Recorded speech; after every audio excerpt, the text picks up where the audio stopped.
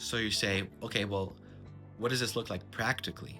Well, if you decide to follow Jesus, and it doesn't start with a life overhaul in one moment, it starts with, I sense there's something to this. I like this. I want to look into it.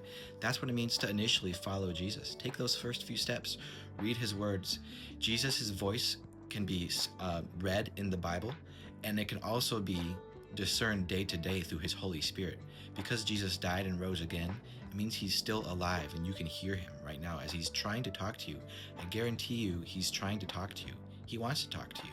The presence of God, the presence of Jesus inside of you feels like love. It feels like peace and stability. Anxiety is gone, depression is gone, it's controlled, fear is replaced by love. We have clarity. All this happens as we decide to surrender to and follow Jesus. We have to let go of our old life, of our old understanding, and embrace the things, not just what he taught, but embrace him, because we know and believe that he is alive right now, and he is coming back to rule and to reign on this earth. And we want to participate in his perfect kingdom. His kingdom is not totally here yet. We know that the government is on the shoulders of Jesus. That comes from the book of Isaiah. Jesus brings his perfect government because it's all about the heart. It's all about him. And he will change our hearts if we surrender to him. We can participate right now in his kingdom spiritually, in the seed form. It hasn't blossomed yet. It hasn't grown into a tree, but it can blossom in your heart, and it can be felt, and it can keep you from anxiety and fear and hate and murder and adultery and all these terrible things that are in this world. Through Jesus, we find healing.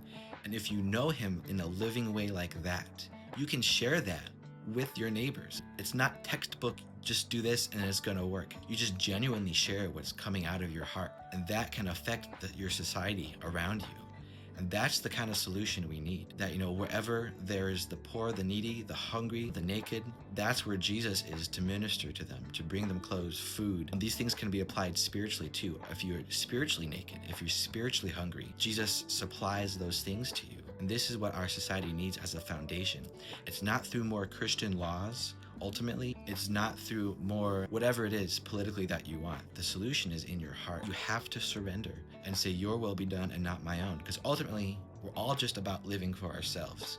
We're ultimately all about what we think is best for society, what we think is best for us.